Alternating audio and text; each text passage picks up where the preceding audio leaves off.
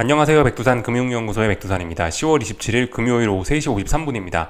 어제 미국 증시가 나스닥이 좀 급락을 했음에도 불구하고 금리가 떨어져서 그런지 또 그리고 오늘 아마존 실적이 괜찮아서 그런지 보시다시피 오늘 아시아 증시는 오히려 반등을 하고 있습니다. 물론 이게 반등이라고 표현을 하고 있는 게 여기서 이제 오해하시면 안 되는 게 이제 반등이라는 게 이제 제가 그래서 구분하기 위해서 탄력적인 반등이라는 표현을 또 따로 쓰고 있죠.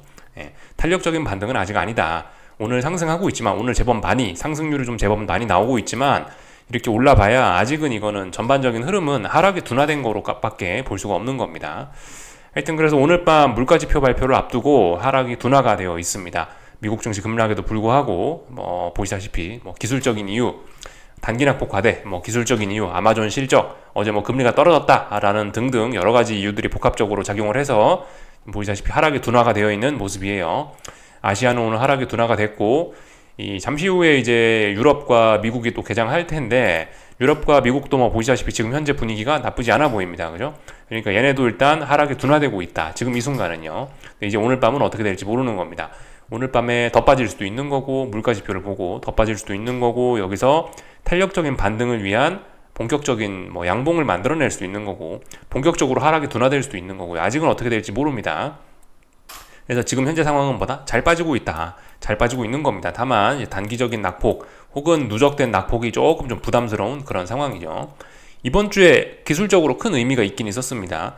이번 주에 말씀드렸던 것처럼 특히 나스닥 기준으로 해서 한 파동으로 쭉 빠지는 게 중요하다. 이번 하락 파동이 연장이 되는 게 중요하다라는 말씀을 드렸는데 이 파동들이 이번에 10월 중순부터 시작된 이 일련의 세계 증시 하락 파동이 연장이 되면서 이제 본격적인 하락 추세, 대부분 직전 저점, 전 저점들을 붕괴시키면서 본격적으로 이제 하락 추세 전환 혹은 본격적인 하락 추세 시작, 하락 추세 강화 이런 거를 만들어냈습니다. 이번 주에. 그래서 일단 이번 주에 분명히 어떤 기술적인 의미는 굉장히 크다라고 볼 수가 있겠습니다. 그래서 현재 이게 이번 주에 이제 이루어낸 어떤 성과라면 성과인 거고. 그래서 이제 본격적으로 이제 세계 증시는 이제 하락 추세로 일단 접어는 든 겁니다. 하락 추세로 접어는 들었어요.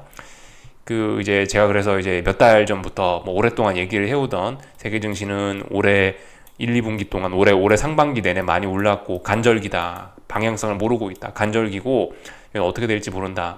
이렇게 말씀을 드렸는데 이제 하락으로 이제 전환은 된 거죠. 전환됐습니다. 근데 이제 전환은 됐으니까 여기서 잘해야 되는 거죠. 여기서 지금 이제 저 같은 경우는 하방 포지션을 이제 길게 생각을 하고 들고 가고 있는데요. 이번에 만약에 이제 여기서 쭉쭉쭉쭉 빠지다가 여기 어딘가에서 멈추고 여기서 의미 있는 바닥을 만들어내면서 이렇게 해서 바닥 하나 바닥 둘 해가지고 쌍바닥을 만들어내거나 혹은 다중바닥형을 만들어내면서 여기서 얘가 턴어라운드를 해버린다. 그럼 이제 제 생각엔 더 이상 이제 앞으로 하락은 이제 이야기 증시 하락 이런 건 이제 비관론 이런 건 이제 넣어놔야 되지 않을까라는 생각이에요. 사실상 이제 이번이 마지막 기회라고 저는 생각을 하고 있습니다. 중장기적인 하방 투자를 하고 있는 데 있어서 이번에 안 빠지면 더 이상 이제 증시 하락 이런 건 이제 생각하기 어렵다. 라는 입장이에요. 이번이 사실 마지막 찬스라고 생각을 하고 있습니다. 세계 증시에 무슨 일이 생길 거면, 세계 금융시장에 무슨 일이 생길 거면, 어떤 금융위기가 날 만한 무슨 일이 생길 거면, 이제 조만간 무슨 일이 생겨야 된다. 지금쯤. 이게 이제 물론 최근에 이제 제가 굉장히 단기적인 관점으로 말씀드리고 있기 때문에 하루 이틀 이런 관점으로 생각하실 수가 있는데, 당장 오늘, 내일, 다음 주에 은행이 망해야 된다. 무슨 금융위기가 터져야 된다. 그건 아니고, 그보단 조금 좀 넓은 기간으로 봤을 때. 하여튼 대략적으로 몇 달 정도 내에 하여튼 지금쯤이다. 두루뭉술하게 대략적으로 이맘때쯤 이제 무슨 일이 한 번쯤 터질 때가 된 것 같고, 이맘때쯤 이제 무슨 일이 터져서 이번에 증시가 쭉쭉쭉 하락 파동을 연장을 시켜야 제가 이제 생각하고 있던 그런 어떤 하락 시세, 어떤 그런 시나리오가 현실이 되는 거겠죠. 여기서 하여튼 그래서 지금 굉장히 중요한 때라고 생각을 하시면 되겠습니다. 세계 증시가 혹은 금융시장이 세계 경제가 침체로 가거냐, 그러니까 완전 침체로 갈 거냐 말 거냐가 이제 조만간 결정이 될 수 있는 그런 순간입니다. 이 어떤 위기만 없으면 이쯤에서 이제 보통 회복하는 게 보편적인 일이에요. 보편적인 일. 제가 이번 주에 계속 코스피 코스닥 보면서 말씀드린 게 통상적으로 이 정도 빠졌으면 굉장히 많이 빠진 거다. 그래서 이 정도 빠졌으면은 여기서 중장기적인 바닥이 만들어지기도 한다라고 말씀을 드렸습니다. 여기서 이제 위기가 날 거냐 말 거냐 이게 이제 굉장히 중요한 거죠. 여기서 위기가 나면은 이제 한 번 더 출렁 빠지면서 이제 진짜 금융위기급 큰 시세가 날 수 있는 거고요. 여기서 이제 아무런 위기도 나지 않고 그냥 조용히 버티면은 어떻게 이번 위기만 잘 버텨낸다면 또다시 신나게 바닥을 만들어내고 뭐 올라갈지 뭐 아니면 또 박스권으로 답답할지 뭐 그건 일단 잘 모르겠지만 일단 하여튼 여기서 안 빠져버리면 일단 더 이상 어떤 하락장 이런 이야기는 좀 하기가 어려워질 것 같다는 생각 일단 좀 말씀을 좀 드려보겠습니다. 그래서 하여튼 굉장히 중요한 자리다. 근데 분명히 무슨 일이 생길 만한 그런 조짐은 어떤 그런 조짐이라기보다는 어떤 그런 조건들은 좀 많이 좀 충족이 되어 있는 상황입니다. 그죠? 말씀드렸다시피 중소기업들의 어떤 뭐 작은 경제 주체들, 대기업, 뭐 미국 정부 이런 거 말고 뭐 중소형 기업들 혹은 뭐 작은 나라들 뭐 이런 또 그리고 그 부유층들 말고 조금 좀 어려운 뭐 서민층들 이런 층들 같은 경우는 대부분 지금 보시면 뭐 연체율과 부도율이 증가하고 있고 뭐 신용카드 연체율 이런 것들 많이 늘어나고 있고 그런 상황들 그런 것들이 이제 어쨌든 조건은 갖춰졌다. 무슨 일이 날 만한 조건은 갖춰졌다라는 겁니다. 뭐 일단 뭐 가장 큰 지표로 봤을 때는 장단기 금리가 정상화가 되어가고 있다는 거, 급속히 정상화됐다는 거, 뭐 이런 것들, 장단기 정상화 흐름 이런 것들이 일단은 어떤 가장 큰 그런 무슨 일이 생길 수도 있다라는 지표일 수 있고, 뭐 말씀드렸다시피 연체율, 부도율 뭐 그런 걸로 인해서 이제 슬슬 이제 하이힐드 스프레드 이런 것도 이제 조금씩 높아질 수도 있고 그런 것들 좀 생각을 해보시면 될 거예요. 무슨 일이 생길 거면 이맘때쯤 지금쯤 이제 슬슬 무슨 일이 나야 되는데 뭐 몇 달 정도 뭐 하여튼 몇 주 정도 내에 뭐 이런 일이 좀 나야 되지 않을까, 무슨 일이 날 거면 지금쯤이지 않을까라는 생각이에요. 그래서 지금 이 순간만 어떻게 잘 견디면은 또 세계 증시는 또 아무 일 없이 또 그럭저럭 또 평화로운 내년을 맞이할 수 있을지도 모르겠다는 생각이 있습니다. 지금이 그만큼 중요한 때입니다. 그래서 일단 여기까지 정도 좀 말씀을 좀 드려봤고요. 그렇기 때문에 이제 대응이 어떻게 해야 되냐, 대응이 그러니까 지금 우린 여기쯤 있는 건 대응을 어떻게 해야 되냐라고 말씀드리고 있는데, 그러니까 그죠, 지금 굉장히 많이 빠졌다고요. 물론 이제 코스피 코스닥을 위주로 이제 말씀을 드린 거긴 한데, 코스피 코스닥이 아니라도 전반적으로 어쨌든 근데 세계 증시 조금 좀 많이 빠지긴 한 편이긴 하거든요. 물론 뭐 나스닥 이런 거 거의 안 빠지긴 했으나 하여튼 지금 자리는 좀 많이 빠진 자리긴 합니다. 그래서 지금 단기적으로 봤을 때나 뭐 조금 좀 큰 관점에서 봤을 때나 지금 자리는 하방 포지션을 들고 오시던 하방 투자자분들은 여기서 현금 비중을 확보하는 게 이제 일반적인 대응입니다. 여기서 이제 조금 이제 현금 비중을 확보해라 정도로 일단 말씀드리는 게, 여기서 완전히 이제 하방을 올청산하지 마라, 완전 100% 현금을 갖고 가진 마라라고 일단 말씀드리고 있는 게, 왜냐하면 하락으로 전환이 됐으니까, 그죠? 하락으로 전환이 됐기 때문에 하락 포지션은 청산을 하긴 하는데 일부는 남겨놔야 된다라는 겁니다. 왜냐하면 여기서 이제 큰 위기가 나서 한번 폭삭 빠질 가능성도 아직은 배제할 수 없기 때문에, 아시다시피 이게 확률 게임이지 않습니까? 우리가 어떤 투자를 하면서 어떤 확률, 이런 확률, 저런 확률, 이런 확률, 저런 확률을 다 어느 정도 완전 어떤 확률을 배제를 하면 안 되잖아요. 그죠? 배제하면 안 되기 때문에 일단은 여기서 폭삭 위기가 올 수 있는 가능성도 있기 때문에 그 가능성이 이제 얼마나 되느냐를 이제 본인이 생각을 해서 여기서 이제 어느 정도 이제 하방 포지션을 놓는 게 이제 그게 이제 일반적인 투자자들의 정석적인 뭐 대응이다라고 이렇게 할 수가 있겠습니다. 나는 아무리 봐도 이번에 큰 위기가 올 것 같다, 반드시 온다, 위기가 온다라고 하시는 분들은 현금 비중을 적게 갖고 가시는 거고, 아무리 봐도 그냥 특별한 일 없이 그냥 잘 넘어갈 것 같은데, 위기 없을 것 같은데 하시는 분들은 하방 포지션을 굉장히 많이 줄이시고, 뭐 예를 들면은 뭐 하방 뭐 100 가지고 있던 거를 뭐 10이나 뭐 20까지 뭐 확 줄여버리시고 뭐 한 80% 현금을 갖고 간다든가 이런 식으로 할 수도 있을 겁니다. 조금 더 공격적으로 난 상방을 바라본다 하시는 분들은 여기서 뭐 하방 10% 20%에다가 나머지 남은 현금이 이게 이제 그 현금이 아니고 뭐 개별 주식에 투자할 수도 있고 지수 상방에 베팅할 수도 있고, 그렇게 이제 대응이 되는 거겠죠. 근데 지금은 분명히 어쨌든 하방 추격, 뭐 물량을 더하거나 이런 거는 굉장히 도박적이고 위험한 순간이긴 합니다. 대신에 근데 그죠, 여기서 한번 빠지면은 엄청나게 많이 빠지기 때문에 하여튼 고위험 고수익인 거죠. 세상에 공짜는 없죠. 그래서 이렇게 대응을 해야 된다라고 이렇게 말씀을 드리고 있는 겁니다. 저 말씀드렸죠, 좀 전에. 여기서 만약에 이제 바로 시장이 쫄딱하면서 대폭락할 가능성은 솔직히 낮게 보는 게 맞으나, 근데 이제 여기서 빠지면은 몽창 빠진다고 했죠. 그렇기 때문에 이게 어느 정도 좀 하방 포지션은 10% 20% 이 정도, 혹은 뭐 하여튼 자기가 생각하는 거 이상 그만큼 지금 이렇게 빠지면 많이 빠질 수 있기 때문에 어느 정도 남겨놔야 된다라는 이야기를 하는 겁니다. 가능성을 배제할 수 없다. 그런 표현을 지금 제가 드린 거죠. 그것 때문에 그런 거예요. 그래서 어쨌든 이거는 이제 정석적인 대응, 일반적인 사람들의 대응인 거고, 저는 뭐 아시다시피 뭐 꿈이 크다. 저는 꿈이 크다. 저는 좀 뭐 꿈이 크고 안 좋게 말하면 욕심이 많아 가지고, 저는 욕심이 많기 때문에 저는 그래서 여기서 일단 계속해서 아무것도 안 하고, 그냥 아무것도 안 하고, 계속해서 저는 모든 물량 다 들고 간다. 이렇게 대응을 하고 있습니다. 저처럼 따라하셔도 되고 뭐 안 따라하셔도 되고, 어쨌든 중요한 건 본인의 생각에 따라서 본인이 투자를 하는 게 가장 중요합니다. 그래서 일단 뭐 여기까지 좀 말씀을 좀 드려봤습니다.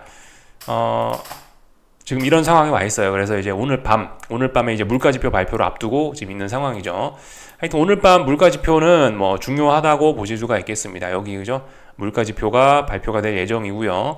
이게 이제 어떻게 나오느냐에 따라서 이제 한 번 더 여기서 단기적으로 한 번 더 빠지느냐 아니면 많으냐가 결정이 될 텐데, 하여튼 뭐 오늘 아침에 말씀드렸던 것처럼 그렇습니다. 지금 일단 그 10월 15일, 뭐 10월 중순쯤부터 시작된 이 하나의 짧은 하락 파동, 이게 이제 지금 10월 27일 오늘 지금 27일까지 지금 쭉 연장이 돼 갖고 오고 있는데요. 저의 뭐 생각은 그렇습니다. 여기서 뭐 빠지더라도 이제 좀 제한적이다라는 생각이에요. 그래서 물가지표 발표가 돼서 뭐 시장이 충격을 받는다. 그래서 시장이 하락을 한다. 그렇다면은 뭐 아마 그죠. 여기서 이제 뭐 하락을 한다고 해도 뭐 적당히 빠지고 또 올라올 것이다. 라는 게 일단 뭐 저의 생각입니다. 아니면은 여기서 뭐 그냥 바로 물가지표 보고 뭐 반등 시도를 하거나, 저는 일단 이렇게 보고 있습니다. 일단 여기서부터 이 10월 중순부터 진행된 이 하락 파동은 이제 사실상 거의 생명을 다했다라고 일단 저는 개인적으로 생각을 합니다. 그래서 이 말씀드리는 게 역발상을 한 번쯤 적용해 볼 수 있는 그런 시기라고 생각을 해요. 지난번에 나왔던 여러 가지 사례들 좀 말씀을 드렸죠. 그죠? 지난번에 고용지표 나왔는데, 고용지표 안 좋게 나왔는데 오히려 시장은 오르지 않았냐? 뭐 그런 이야기를 그런 이야기 드리면서요. 그때가 아마 이때죠? 그때가 아마 이때일 거예요. 10월 6일 금요일 날 사례 한번 잘 생각해 보세요. 10월 6일 금요일 날 사례. 이날 고용지표가 시장에 굉장히 충격적으로 발표가 됐는데도 불구하고 아래 꼬리 길게 달고 강력한 매수세를 오히려 보여줘 버렸습니다. 악재에도 불구하고 오히려 시장은 반등을 했던 거예요. 물론 악재에도 불구하고 어거지로 반등을 했기 때문에 그 대가를 이제 지금 치르고 있는 것이긴 한데, 아무튼 이번에도 그럴 수 있습니다. 지금 굉장히 투기적인 시장이에요. 그리고 이미 하락 파동이 많이 진행됐고 이미 누적된 하락이 조금 있습니다. 그렇기 때문에 부담스러워요. 그래서 솔직히 여기서 한 번 더 빠진다라고 해도 한 번 더 빠졌다 올라오거나, 아니면 뭐 그냥 여기서 반등 시도를 하거나 그 정도일 거다. 어쨌든 하방은 좀 이제 경직적이다. 하방 경직성이 어느 정도 좀 확보가 되지 않겠냐. 이 하락 파동은 거의 생명을 다하지 않겠냐라는 게 일단 제가 생각하는 메인 시나리오입니다. 여기까지. 근데 만약에 이제 여기서 이제 뭐 저의 생각과 달리 여기서 계속해서 연속적으로 대폭락이 일어난다. 그럼 그냥 하방 에너지 소진으로 뭐 어떤 금융위기 이런 건 오히려 없어질 수도 있을지도 모르겠어요. 하여튼 근데 뭐 그럴 일은 없을 것 같고, 여기서 당장 대폭락 하려면은 제 생각에 뭐 은행이 망하거나 뭐 하여튼 무슨 재료가 필요할 것 같아요. 그러니까 그런 생각은 개인적으로 일단 그런 가능성을 일단 좀 낮게 보시는 게 좋을 것 같고, 지금은 일단 어떻게든 여기 있는 이 하락 파동은 일단은 거의 생명이 끝난 것으로 보아야 되지 않겠느냐 싶습니다.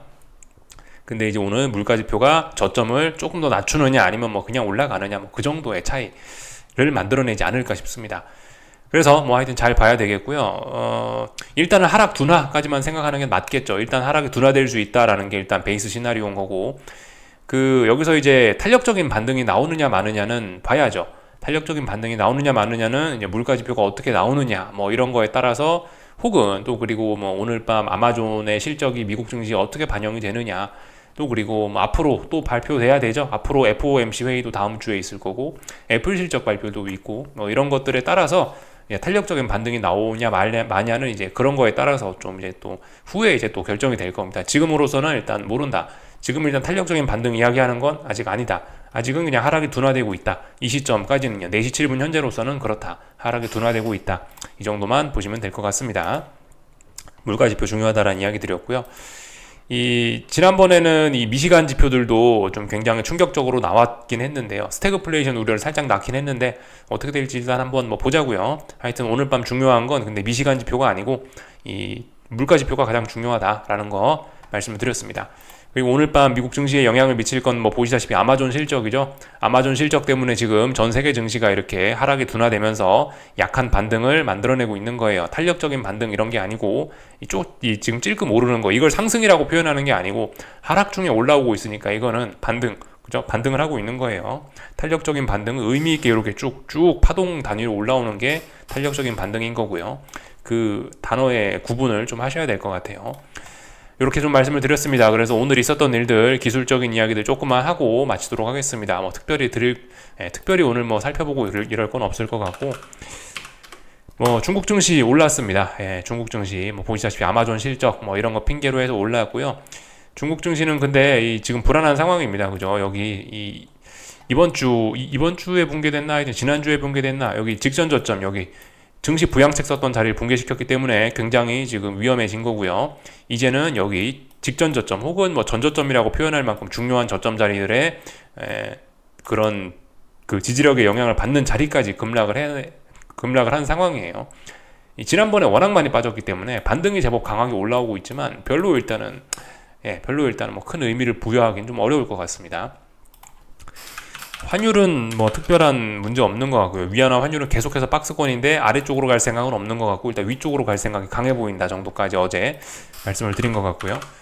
일본 증시는 뭐 오늘 반등이 자연스러운 날에 당연히 뭐 일단 반등이 나왔다라고 봅니다. 왜냐 여기 전저점이잖아요. 전저점 중요한 자리니까, 직전 저점 중요한 자리니까 일단 뭐 조금 반등을 했다. 하지만 아직까지 막 그렇게 의미 있는 반등 그런 거라고 보긴 좀 어렵다. 아직 이 하락은 뭐 진행 중이다라고 보는 게 좋을 것 같습니다. 엔화가 어떻게 됐나 참 오늘 안 봤네요. 엔화는 150엔 돌파한 차 가고 나서 다시 150엔 지지력 테스트하고 있네요. 재밌습니다. 이게 변동성이 좀 터질만도 한데 굉장히 차분하게 어쨌든 잘 움직이고 있어요. 150 돌파한 착은 했다. 하여튼 돌파한 착은 했다. 눌림시 매수다. 눌림시 매수가 정석적인 대응이다. 그죠? 상승 추세니까 눌림시 매수 맞다. 이렇게 보시면 되겠습니다. 유럽 증시 개장한 지 10분 됐네요. 볼까요? 독일 증시는 어제 여기 전저점 지지력 테스트를 하고 있는데 지지력 테스트를 하고 있기 때문에 이렇게 하락이 둔화가 된 거죠. 하지만 하락세는 유효하다. 근데 오늘 밤 어떻게 될지 모른다. 어쨌든 근데 독일 증시도 이 하락 추세, 여기는 그 하나의 그 단기적인 하락 파동은 일단 거의 끝나가는 것이 아니냐 싶습니다. 오늘 밤 물가지표가 어떻게 나왔다라고 하면 여기서 한 번 더 출렁 빠졌다가 이제 이렇게 올라오거나 아니면은 뭐 그냥 조용히 올라가거나 뭐 이렇게 할 것 같다라는 생각이 듭니다. 그러니까 오늘 밤 물가지표는 결과적으로 이번 하락 파동의 저점이 이번 하락 파동의 저점이 어디인지를 확인시키는 뭐 그 정도 이벤트로서 활용이 되지 않겠느냐, 이 정도 생각을 좀 해보고 있어요. 뭐 쭉 다 봤고요. 오늘 이제 한국 증시 보면은 되겠죠. 뭐 다 봤죠. 한국 증시 오늘 뭐 보시다시피 이렇게 반등을 했습니다. 주요 종목들이 다 잘 버티면서 반등을 했네요. 그 하이닉스 이런 건 일단 뭐 지지력이라고 할 수 없죠. 물론 눌림시 매수가 맞습니다. 눌림시 매수가 맞는데 아직까지 뭐 눌림시 매수할 만한 근거도 많고 지지선도 많은데 양봉이 나오면은 좀 하자고요. 그죠? 그러니까 이런 주식을 살 때는 양봉이 나오거나 상승하면은 그러면 이제 사야죠. 음봉 나오는데 저점 잡으려 그러면 안 되겠다. 이런 생각이 좀 듭니다. 그죠? 나머지 뭐 특별히 드릴 이야기 없고 삼성전자 올랐으니까 뭐 코스피도 올랐을 거고 삼성전자 저기 지지력이 대략적으로 지금 여기 전저점 부근에서 하여튼 뭐 잘 이렇게 빠지고 있는 그런 상황입니다. 하여튼 근데 계속해서 어떤 고점들이 낮아지고 있기 때문에 부담스럽죠. 뭐이 정도 상황 보시면 될 것 같고 뭐 에코프로 친구들 뭐 이런 친구들도 뭐 이번 주에 보시다시피 하락의 기울기가 한번 가팔라지면서 급등 나왔기 때문에 여기서 일단 하락이 둔화가 되고 있고요. 뭐 이런 상황입니다. 하여튼 잘 빠지고 있다. 뭐 특별히 더 드릴 이야기는 없는 것 같고 참고로 코스피 같은 경우는 그러니까 지금 코스피는 굉장히 좀 많이 빠졌다라고 말씀드리지 않았습니까? 근데 그럼에도 불구하고 지금 사실 더 빠질 수 있는 그런 잠재력도 사실 충분히 있긴 있어요. 어떤 측면에서 그러냐면은 삼성전자가 좀 약하다는 게 중요한 부분이라고 할 수가 있겠습니다. 이게 아시다시피 한국 증시는 제가 구체적인 숫자는 요즘에 뭐 찾아보지 않아가지고 잘은 모르겠는데 이게 삼성전자 한 종목이 코스피에서 차지하는 비중이 아직도 여전히 굉장히 큽니다. 뭐 미국이야 워낙 주식시장이 크다 보니까 애플이 아무리 크다 한들 전체 주식시장 시가총액 5%? 이 정도 된다 하더라고요. 그리고 이제 이런 5%짜리 대형주들이 뭐 7개쯤 모이면 그럼 이제 많이 차지하면 25에서 30%이 정도 되는데, 한국은 아시다시피 이런 비중은 아니죠. 한국은 삼성전자가 절대적이죠. 한국은 거의 한 종목은 20% 가까이 시가총액을 먹고 있다 보니까 이게 어쨌든 좀 이 삼성전자가 굉장히 좀 결정적입니다. 그러면서 제가 이제 이번 주에 며칠 전에 좀 말씀드린 부분이 있긴 한데, 미국 증시는 가만히 보고 있으면은 애플이 오르면, 그러니까 평상시 변동성 없을 때 애플이 떨어지면 나스닥 떨어지는 경우가 많고, 애플이 올라가면 뭐 나스닥 올라가는 경우, 이런 경우가 많고, 특별한 일, 뭐 나스닥이 선물 뭐 대량 매도가 나오는 뭐 원웨이 하락장일 경우에는 지수가 빠지면서 애플을 끌어내리는 이런 경우도 약하지만, 그러니까 이런 경우가 잘 없지만 이런 경우도 특별한 경우에는 생겨난다, 이 정도 이야기를 드렸었거든요. 한국은 근데 좀 약간 좀 다른 것 같아요. 한국은 이 애플과 나스닥의 영향처럼 이렇게 애플이 나스닥을 이렇게 움직인다라기보다는 그냥 애플이 주, 또 그리고 나스닥이 종, 이렇게 약간 좀 주종 관계가 좀 있는 것 같다라면, 한국은 그런 주종 관계가 좀 굉장히 좀 희미하다라는 생각입니다. 이게 뭐 지수의 움직이는 힘이나 아니면 삼성전자의 움직이는 힘이나 얘네가 사실 거의 비등비등하다라는 생각이 들어요. 이 평상시에도, 그래서 평상시에도 종종 삼성전자가 오르면은 그냥 뭐 삼성전자가 올라가서 코스피가 올라가는 경우도 종종 있고, 코스피가 오르기 때문에 삼성전자가 따라 오르는 경우도 종종 있습니다. 그래서 하여튼 시가총액 비중 차이 때문인 것 같은데, 그래서 삼성전자가 좀 굉장히 절대적이다, 이런 이야기를 좀 지금 좀 드리고 싶은 거거든요. 거의 뭐 이런 주종 관계 이런 게 아닙니다. 이건 뭐 거의 뭐 둘이 삐까삐까해요. 둘이 뭐 거의 평등하다라고 느껴집니다. 제 생각에는요. 개별 종목임에도 불구하고 삼성전자가 거의 뭐 코스피 지수로 움직이는데 매우 결정적이라고 생각이 되는데, 하여튼 그래서 이렇게 삼성전자가 중요하다라는 이야기를 좀 드렸는데, 그런 비중이 높은 종목이 지금 보시다시피 이게 흐름이 영 안 좋다. 얘가 만약에, 물론 아직은 괜찮습니다. 아직 당장은 그런 거 아닌데, 얘가 만약에 여기가 까딱 잘못되고 이렇게 되면은, 삼성전자 흐름이 여기서 삐끗 잘못해갖고 아래쪽으로 이게 열려버리면은 이게 앞으로 한참 더 빠질 공간이 있다라는 거죠. 코스피는 뭐 말씀드렸다시피 지금 자리가 중장기적으로 바닥이 나와도 이상하지는 않은 자리예요. 뭐 여러 가지 흐름들을 놓고 봤을 때 그래요. 지금 뭐 기술적인 흐름도 그렇고, 하여튼 뭐 여러 가지 것들을 보면은 지금 이쯤이면은 솔직히 이쯤이면 의미 있는 바닥이 나오면서 요렇게 사중 바닥형 나오면서 이렇게 또 상승 추세로 전환될 수 있는 그런 어떤 진지한 바닥일 가능성도 충분히 있단 말입니다. 그 코스피 지수는 거의 다 빠졌다라고 생각이 되는데, 기술적인 그림에서 봤을 때는요, 오직 기술적인 것만 봤을 때는. 근데 이게 삼성전자가 여기서 삐끗 잘못하면은 이거 어디까지 갈지 모른다라는 거 생각을 좀 해봐야 될 것 같아요. 삼성전자가 좀 변수인 것 같습니다. 삼성전자는 아직 본격적인 하락 이런 게 시작도 안 한 셈이죠. 사실 보시면요, 이거는 뭐 물론 하락 추세이긴 합니다. 고점과 고점, 저점과 저점 낮아지고 있으니까 하락 추세이긴 한데, 이 보시면 이걸 근데 하락 추세라고 하기가 좀 거의 박스권 혹은 뭐 수렴형으로 보는 게 맞지 않겠습니까? 그죠? 그러니까 삼성전자는 아직 시동도 안 건 거예요. 근데 얘가 만약 시동이 걸리면 코스피는 어떻게 될지 모른다라는 겁니다. 더군다나 코스피에서 삼성전자가 미치는 영향이 엄청나게 크다라고 조금 전에 강조 말씀을 드렸는데, 이런 점들이 좀 한국 증시의 변수이긴 하다라는 생각이 듭니다. 그래서 뭐 계속해서 강조 말씀드리다시피 이게 아직까지 일단 뭐 바닥은 나온 건 아니고, 아직까지 그냥 잘 빠지고 있는 거고요. 오늘도 매도세 확인한 거고 잘 빠지고 있는 상황인 거고, 그렇기 때문에 뭐 매수 잡으면 안 되고 위쪽으로 바라보면 안 되고 그런 겁니다. 하지만 단기나 국도 부담스럽기 때문에 하방 추격도 못하고 아무것도 할 수가 없는 그런 상황인 거죠. 차라리 이제 오늘 밤 반등 나오거나 미국 증시가 반등 나오거나 해서 한국 증시도 차라리 여기 있는 이 하락 파동을 한번 끝내고 의미 있는 반등이 나오면 뭘 할 수 있다. 차라리 지금은 좀 아니다라는 생각이 듭니다. 하여튼 그래서 애매한 상황이 이어지고 있다. 다만 이제 굉장히 투기적으로 뭔가 나는 이제 바닥을 잡아보고 싶다, 나는 좀 도박적인 성향, 나는 좀 그런 투기적인 성향이 강하다 하시는 분들은 그런 분들을 위해서 이제 제가 이런 이야기 드렸죠. 저 같으면은 이쯤에서 한번 상방 베팅을 해볼 수도 있겠다, 만약 굉장히 투기적인 저였다면요. 왜냐면 여기서 베팅하는 건 그냥 매력적인 자리지만, 매력적인 자리에서 한 번 더 빠지면은 이거는 보통 바닥이 나오는 경우가 많다라고 말씀드리면서, 아무튼 지금 했던 이야기는, 매수 이야기는 잊으십시오. 일반인들을 위한 게 아니다. 아무튼 뭐 그렇게 쫙 시장을 좀 봤습니다. 그래서 잘 빠지고 있다, 하여튼간. 그리고 중장기적인 어떤 그런 바닥이 나올 수 있는 가능성도 있다. 뭐 여러 가지 측면에서 봐도 뭐 그렇습니다. 뭐 거래량이나 안 그래도 거래량이라든가 미결제 수량이라든가 뭐 선물 미결 뭐 그런 것들을 봐도 이게 지금 이런 자리 이렇게 막 거래량 급증하는 뭐 이런 꼬라지들 보면 예전의 사례들과 사실 굉장히 좀 흡사한 부분이 좀 많긴 많아요. 그래서 하여튼 충분히 위쪽으로도 그런 가능성이 많이 열린 자리이긴 합니다. 물론 아직 매수의 근거는 없지만요. 굉장히 위험한 자리이기도 하다. 특히 그리고 이번 주에 말씀드렸다시피 수급적인 측면에서 개인들 풋옵션 매수가 굉장히 많이 따라붙었기 때문에 이런 상황에서 거래량도 급증하고 뭐 미결제 수량도 늘어나고 선물 미결제도 늘어나고 하락의 기울기가 단기 낙폭과대 이런 식으로 흐르면은 바닥 나오는 경우가 굉장히 많았다라고 말씀을 드리고 있습니다. 근데 어디까지나 이거 이제 기술적인 측면에서 그런 거고 여기서 이제 무슨 일이 생길 수도 있다. 여기서 이제 지금 뭐 미국 10년물 금리가 어쩌고 저쩌고 또 그리고 뭐 이런저런 이야기를 또 드리고 있죠. 무슨 일이 생길 만한 그런 자리라고 말씀드리고 있습니다. 지금 일반적인 그런 때는 평상시는 아니다. 높은 인플레이션 뭐 그런 거 생각하시면은 어쨌든 안심할 수는 있는 자리는 아니다라는 겁니다. 그래서 뭐 이 정도까지 보면 될 것 같고 하여튼 뭐 잘 빠지고 있는 거예요. 의미 있는 매수세 이런 거 없고 코스닥도 잘 빠지고 있어서 특별히 할 이야기 없고 다 의미 있는 매수세도 없고 그러니까 이것저것 뭐 할 수가 없다. 기존 보유자들의 영역이다. 이 정도로 말씀드리면 될 것 같아요.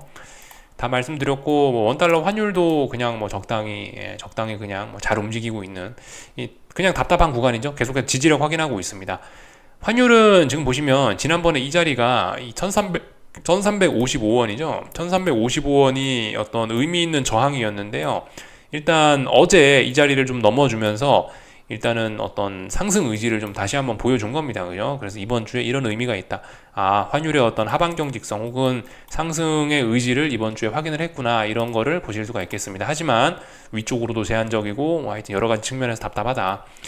그 달러 강세가 지금 좀 주춤하잖아요. 그죠? 뭐 미국 셧다운 이슈라든가 하여튼 뭐 미국 정치권의 여러 가지 문제라든가 해서 미국 정부의 신뢰도가 뭐 떨어지고 있다. 뭐 이런저런 문제로 인해서 달러가 위쪽으로 올라가는 게 좀 제한적이다 보니까 보시다시피 우리나라 환율의 움직임도 좀 제한적이다. 다만 이번 주에 생각해야 될 거는 그래도 엔화는 150을 돌파한 척 하더라. 예. 그 정도가 좀 독특한 상황이었죠.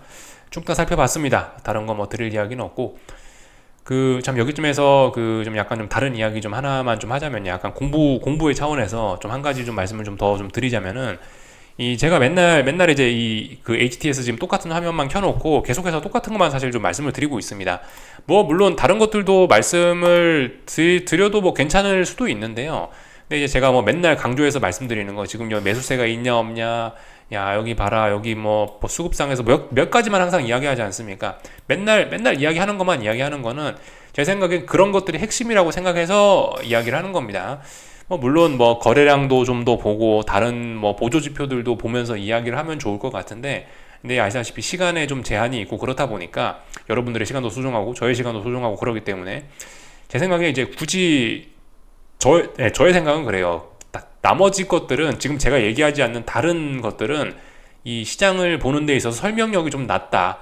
별로 그렇게 여러 사람들과 어떤 뭐 시간을 들여가면서 이야기할 만한 가치가 낮은 지표들이다라고 이렇게 생각을 하고 있습니다. 그래서 나머지 지표들은 잘 안 보는 거예요.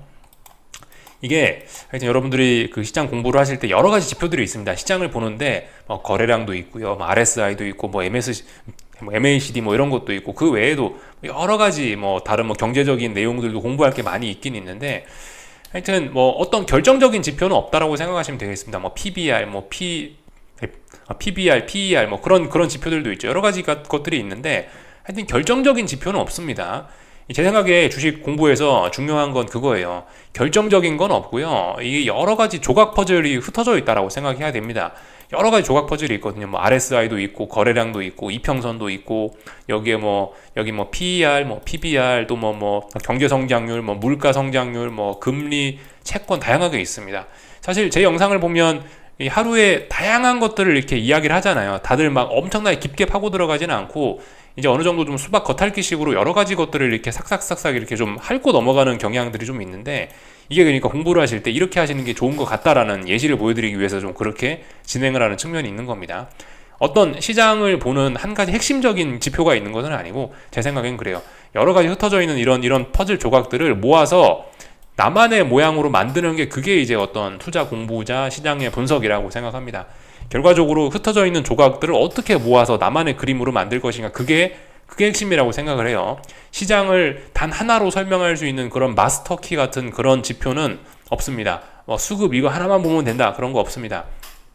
여러 가지 것들이 영향을 다 받기 때문에 그래서 뉴스도 봐야 되는 거고 뭐 수급도 봐야 되는 거고 MACD도 봐야 되는 거고 뭐도 봐야 되는 거고 이평선도 봐야 되고 그죠. 바이든 얘기도 듣고 파월 얘기도 듣고 다 그게 이유가 있어서 그런 겁니다. 이게 조각 퍼즐 맞추기라고 생각을 하시는 게 좀 좋을 것 같아요. 결정적인 건 없다. 결정적인 걸 자꾸 마스터키를 찾아 나서려고 하시면은 안 된다. 말씀드렸죠. 정답이 없는 걸 정답이 없는데 자꾸 정답을 찾으려 하면 안 된다는 것처럼 이 시장을 한 가지로 이렇게 확 볼 수 있는 그런 지표는 없긴 합니다. 반면 이제 그럼에도 불구하고 굳이 제일 중요한 게 어떤 시장을 보는 핵심적인 가장 중요한 게 금융시장의 핵심이 뭐냐라고 굳이 물으신다면 이제 금리가 가장 중요하다라고는 한마디는 좀 드릴 수 있을 것 같아요. 그러나 그것도 굉장히 좀 제한적인 설명이죠. 그죠? 하여튼 근데 금리가 제일 중요하다 싶습니다. 알면 알수록 금리가 제일 중요한 것 같아요. 결과적으로 금리가 움직여서 환율이 움직이는 거고 환율이 움직여서 어떻게 결과적으로 다 이건 것 같아요. 특히 하여튼 요즘 금리의 중요성 많이 느끼고 계시죠, 그죠? 금리가 이렇게 중요하다라는 거를 우리는 다시 한번 느끼고 있습니다. 특히 그리고 이 사실상 전 세계 금리를 결정하는 이 페드 연준 아저씨들의 역할이 얼마나 중요한지도 우리는 매번 느끼고 있죠. 하여튼 그래서 연준 정책 같은 거 조금 좀 공부해 보시면 뭐 좀 도움이 되실 것 같다. 이 정도 이야기만 하겠습니다. 그래서 전반적인 이야기들 좀 쭉 드려봤고요. 뭐 지금 오늘은 일단 아마존 실적 때문에 움직이고 있는데 물가지표 나오고 나서 어떻게 움직일지 모른다. 하여튼 오늘 굉장히 투기적인 날이 되긴 될 겁니다. 뭐 그렇지만 일단 저는 뭐 특별히 아무것도 안 하고 일단 뭐 그냥 잘 생각입니다. 물론 지켜보다 자겠죠, 그죠? 네. 뭐 그래서 미국 증시는 뭐 특별히 더 드릴 이야기가 없는 것 같네요, 그죠? 미국 증시는 말씀드렸다시피 이제서야 어제까지 빠졌기 때문에 이제서야 이제 조금 좀 단기낙폭 과대 정도 이야기할 수 있는 정도까지는 좀 온 거고요. 하여튼 이번 주에 좀 여러 가지 측면에 좀 의미가 크긴 큽니다, 그죠? 121선 기준으로 봐도 121선을 3번이나 터치해서 결과적으로 붕괴시켰고 내려앉혔다. 이제 그러면 저기 지금 제가 여기 아직 표시는 안 해놨지만 241선 테스트하러 이제 가야 되겠죠. 뭐 이런 식으로 생각해 보실 수도 있겠고 하여튼 뭐 그렇습니다. 다 살펴봤고요. 하여튼 천연가스 랠리 이번 주에 시작이 됐다. 뭐 이 정도 점검만 하면 될 것 같고 천연가스 그죠? 여기서 3거래일 동안 지지력 확인했고 그 정도. 그만 이야기하겠습니다. 여기서 마치겠습니다. 궁금한 거 리플 남겨주시고요. 이번 주 수고들 많으셨고 다음 주에 뵙도록 하겠습니다. 여기서 마치겠습니다.